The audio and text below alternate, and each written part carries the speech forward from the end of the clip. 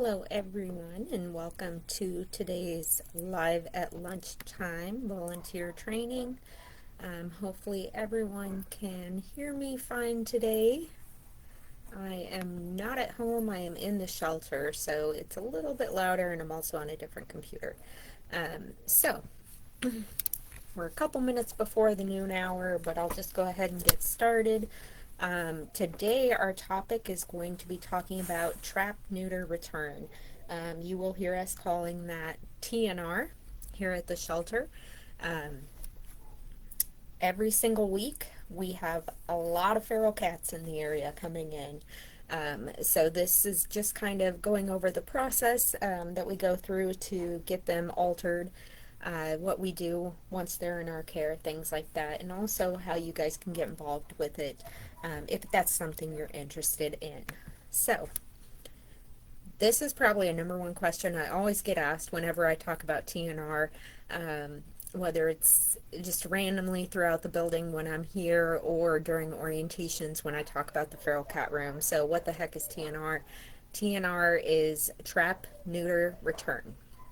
So how this works is feral cats are trapped, usually by members of the community, sometimes animal control. They will be trapped, brought into the shelter. We will spay and neuter them for free, okay? And then after they're altered, they can be returned back to the property they were trapped on. And a lot of times it won't go to the exact address where it was trapped at, but just in that general area. These cats are already used to the area, they're acclimated to it, so it's the safest place for them to be, because they are aware of the environment. They know what kind of things they need to worry about in that area as far as predators. They also know where to find food, things like that. So it's trap, neuter, return. And a feral cat is it's a domestic cat, but it's probably never been owned. It has no socialization with humans. So these guys typically live outdoors. Sometimes they're alone. A lot of times they'll be with a colony of other feral cats. So these guys, when it comes to human interaction, they're just not comfortable with it. They've probably never experienced much of it. These guys were probably born into an area without a home, raised by their feral moms, so they're just not socialized. They're never going to thrive in a home. They're used to being wild, they're used to being free, and they're used to surviving just off their natural behaviors and abilities. So these guys, even though they're out running around, living outside, these guys are not suffering. They have a very thriving quality of life. They're using their natural predator skills and thriving by living off things like small birds or rodents. So these guys are doing just fine. And there is nothing wrong with having feral cats in your area. It's nothing that anybody should be concerned with as far as a safety concern. These guys are not going to come up to you, approach you, and try to bite you or scratch you or anything like that. The only time you could possibly have an issue with that is if you try to catch a feral cat with your bare hands. So these guys, they're going to thrive out there, and that is absolutely fine. Now, some of the feral cat I can't even say the word, characteristics, is that they are fearful of humans because of that lack of socialization. They're generally very quiet. One interesting thing about cats is they really don't communicate with one another verbally. So when you hear a cat, meowing and things like that, that is typically how cats communicate with humans over the course of years of being domesticated. It's kind of fascinating when you learn more about that. But when you have a feral cat, for instance, in our feral cat room here at the shelter, One thing you will notice about these cats and their traps is that that room is completely silent. They are not meowing, they are not purring, nothing like that. They are content in the back of their trap that they're being housed in temporarily. They're completely silent. So when you hear a cat meowing in that room, that's your first sign that that cat is probably not feral. So how does that happen? Sometimes cats get trapped, and because they're not exactly thrilled about being trapped, sometimes they can be a little fractious, appearing like they might be feral. However, after a day or two of being in the shelter, they kind of calm down from being trapped or being transported by animal control or whatever. Then they'll start to kind of calm down, and we will hear them sometimes. Somebody starts meowing or rubbing up against the front of the trap that they were in. That is not a feral cat. Feral cats don't do that. They're very quiet. They're very independent and self-sufficient. They know how to survive. They've been doing it their whole life. A lot of times these guys will acclimate to being nocturnal just because during the day you have a lot of people, a lot of activity. So at night, they come out, they do their hunting, whether it's field mice or again small birds, things like that. That's typically when they're coming out, is at night when it's nice and quiet. Very resilient. A lot of times you'll see some with battle wounds, from cat altercations that might happen out there, or because these guys are out in the wild. Now, if there's an issue with predators such as a stray dog or something, these guys they can hold their own, but yes, they are more prone to come in contact if they're caught off guard. They are very smart, though. Again, they have like their wild skills. They know what they're doing. So, but every once in a while, it could be an issue of fighting over territory or food source, something of that nature. So we see some scuffs on them from time to time. And then if they come in and they are ferals that have previously been altered, meaning they've already been spayed and neutered in the past, they're going to have a tipped ear. Now, typically, when a tipped ear cat is trapped, it'll just be simply released. And we'll talk more about that in a little bit. So, let's say you have a cat wandering around your area. How do you know if the cat is feral or stray? So typically, your feral cats, they have been thriving independently. They know how to care for themselves, groom themselves, things like that, while they're out in the wild. A stray cat who was previously in a home is going to be under a lot more stress because, one, it's not used to being outside of a home. It's not used to having to go out and look for food because normally it's given to them on a daily basis in their food bowl. They might appear kind of unkept. Sometimes these long-haired ones will come in and they're a little matted, things like that. Also, a stray cat, like we talked about a little bit earlier, very vocal. They're going to be meowing and things like that. Purring is usually associated with a calming. It's kind of how they calm or show contentedness. So they may be doing that, rubbing on your leg, or they're definitely going to approach you.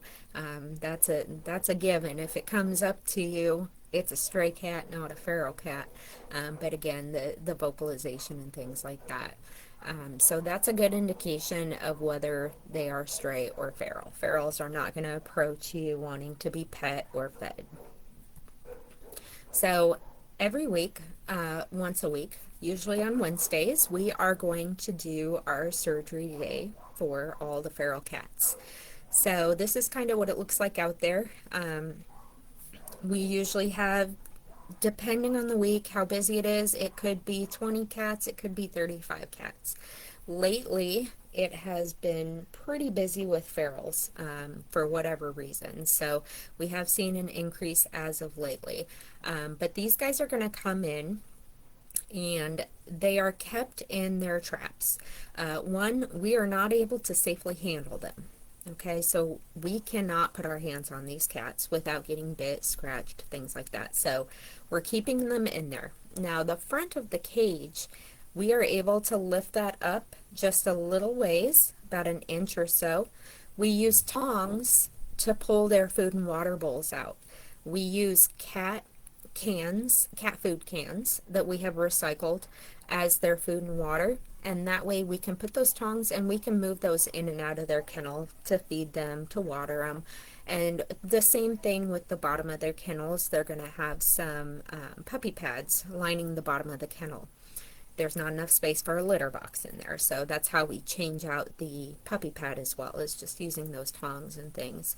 But they'll be lined up out there, and one at a time they'll be taken into surgery. They are sedated to where we can be able to take them out of that trap, spay and neuter, ear tip them, give them a rabies vaccine, and then get them back safely into the kennel before they wake up.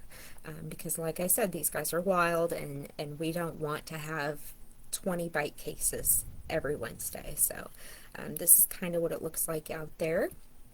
Now the ear tipping that's done, if you don't know what that is, if you look at the cat on the left, you'll see on his left ear that the corner, the top piece, is removed. So basically what we're doing here, this is a national thing, okay? You'll see it. In fact, when I was in the Virgin Islands, I did see ear-tipped cats. Their ferals were a little different. They were sitting on my lap when I was on a patio, but they do that there. It's a wonderful program. So these guys are ear-tipped. By removing that, if they get trapped again, we know that they have already been altered. Release them, let them go back to whatever it is they do all day.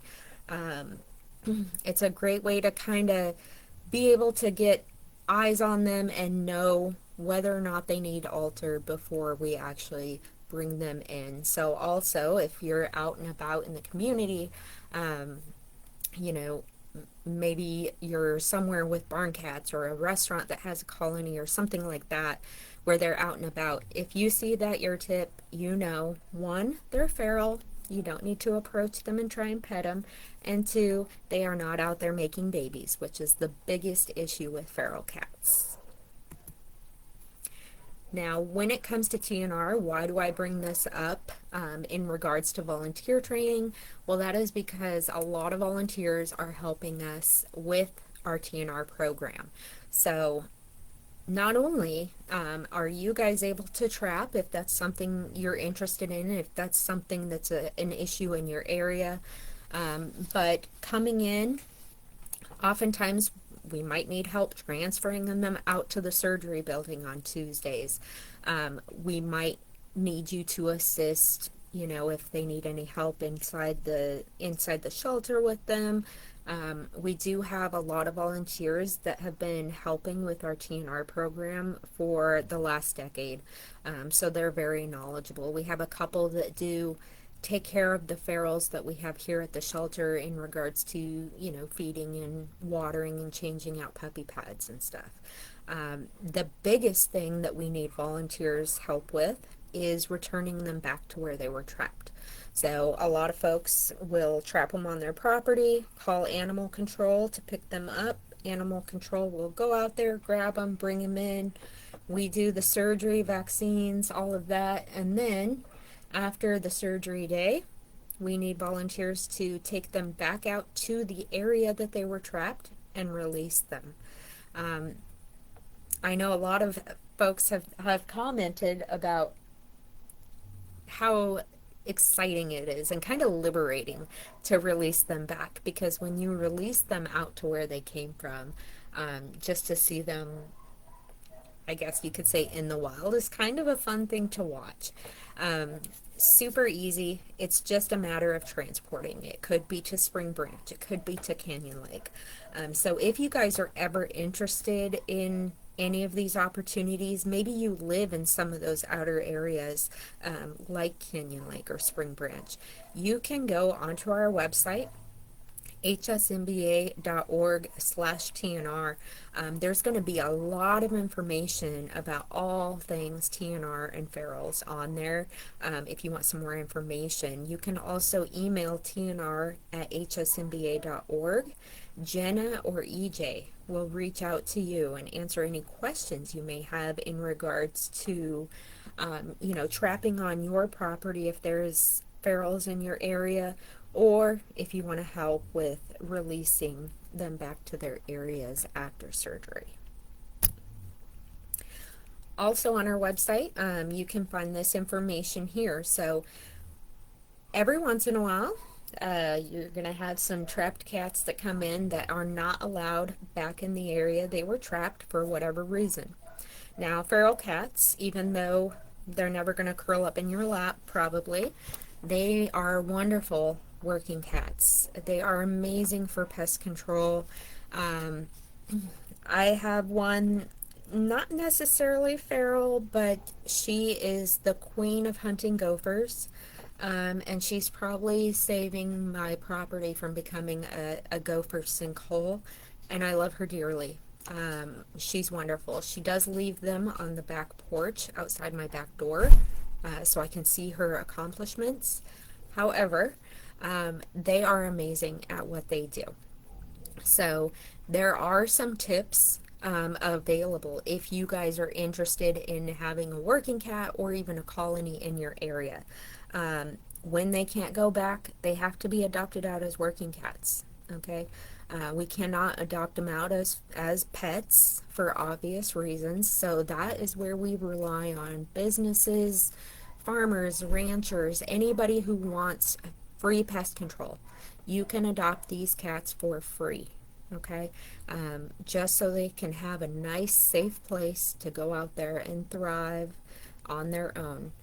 So there is information online at our website where you can learn more about how to acclimate working cats onto your property. So, whether it's where you work, where you live, there is a little bit of a process just making sure that they get used to your area, because if they weren't trapped in your area, it's now a new environment. They're not going to know where they are. They have to kind of readjust. So we do have tips as far as acclimating them to your area.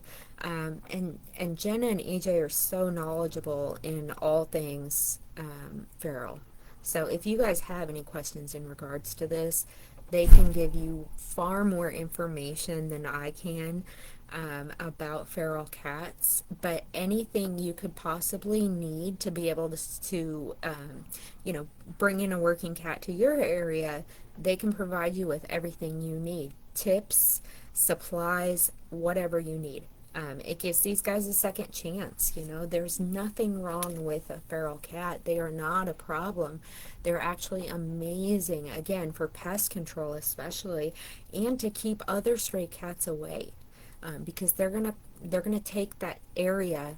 That's going to become their territory. So anything else, it's going to push it away that you might not want in your area. So definitely something to consider, especially for those of you that may live in the country. Now, how it works with the trapping and bringing them in is we do have a registration online. You do have to reserve a spot, just because we can only do so many spay and neuters in one day. So all of this information, again, is online, so you can further look into it, or you can call down here or email. But every Monday is when the community can bring in trapped animals. Animal control brings them in throughout the week, but as far as everyone that is just bringing in ones they've trapped, that's going to be on Mondays for drop-offs. There is a process to it, such as you don't want to trap them on a Wednesday and make them stay in the trap until Monday when it's drop-off. So they go over all of that information with you, but again, you have to reserve a spot, just because there's a lot more ferals than there is time for spay and neuter surgeries. and they have to stay in a trap or transfer cage, because if they come in a cat carrier, there is no way we can get them out of there. There's no way we can handle them to give them anesthesia before surgery, things like that. So a lot of information on there about it, but once you're familiar with it, super easy. And a lot of people actually really enjoy helping ferals more than any other cat. So if you guys have any questions, your first source is always going to be Jenna, because Jenna is the feral cat queen. She knows everything about these guys, and she's been with us forever. She was with the New Braunfels Cat Coalition prior to us taking over the program. She knows her ferals. She knows everything about them, acclimating them, handling them. She's amazing in regards to TNR. And we also have EJ, which is one of our cat coordinators, and same thing. She's very knowledgeable in this area as well. So you can reach them at TNR at hsmba.org, or you can email me as well. And if it's something I can't answer, I'll definitely get them in touch with you as well. But that is our TNR program that we talk about, and if you guys want to help with that, let me know. I'll send you the link to sign up to do returns. Thank you all for coming on today. This will be posted in our volunteer resource section on our YouTube, so if you want to view it at a later time, it'll always be available for you.